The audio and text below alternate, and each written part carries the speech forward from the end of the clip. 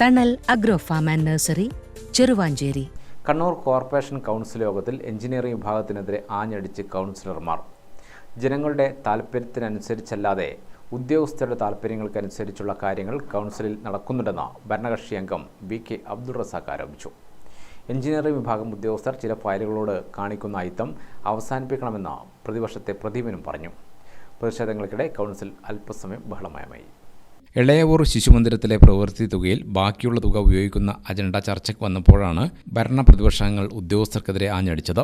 കൗൺസിലിൽ എടുക്കുന്ന അജണ്ടകളുടെ ബാഹുല്യം വികസനകാര്യ സ്ഥിരം സമിതി അധ്യക്ഷൻ പി.കെ. രാഗേഷ് ചൂണ്ടിക്കാട്ടി. കോർപ്പറേഷന്റെ ആറ്റടപ്പ അർബൻ ഡയാലിസിസ് സെന്റർ നടത്തിപ്പ് ചുമതല ഏജൻസികളെ ഏൽപ്പിക്കണമെന്ന സാബരുടെ അഭിപ്രായത്തോട് പ്രതിപക്ഷം എതിർപ്പ് രേഖപ്പെടുത്തി.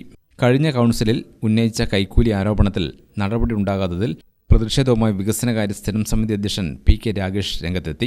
കഴിഞ്ഞ കൗൺസിലിൽ പയ്യാമ്പലത്തെ ശ്മശാനവുമായി ബന്ധപ്പെട്ടാണ് 5.5 ലക്ഷത്തിന്റെ കൈക്കൂലി ആരോപണം പി.കെ. രാഗേഷ് ഉന്നയിച്ചത്. വിഷയത്തിൽ പി.കെ. രാഗേഷിന് പ്രതിപക്ഷം പ്രതിരോധമുയർത്തിയത് ഭരണപക്ഷത്തെ പ്രകോപിതരാക്കി. തുടർന്ന് കൗൺസിൽ അല്പസമയം ബഹളമയമായി.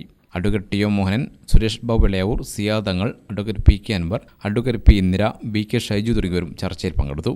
ഗ്രാമിക ന്യൂസ്, കണ്ണൂർ.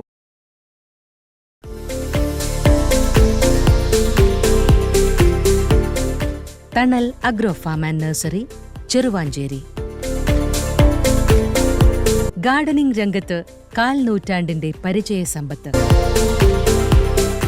വൈവിധ്യമാർന്ന അലങ്കാര ചെടികളുടെയും കാർഷിക നടീൽ വസ്തുക്കളുടെയും വിപുല ശേഖരം. ഹോൾസെയിൽ റീറ്റെയിൽ രംഗത്ത് 100 കണക്കിന് സംതൃപ്തരായ ഉപഭോക്താക്കൾ. വിദഗ്ധരുടെ മേൽനോട്ടത്തിൽ ഗാർഡനിംഗ്, ലാൻഡ്സ്കേപ്പിംഗ് ആൻഡ് മെയിന്റനൻസ് എന്നിവ ചെയ്തു കൊടുക്കുന്നു. Thanal agro farm and nursery, Cheruvanchery.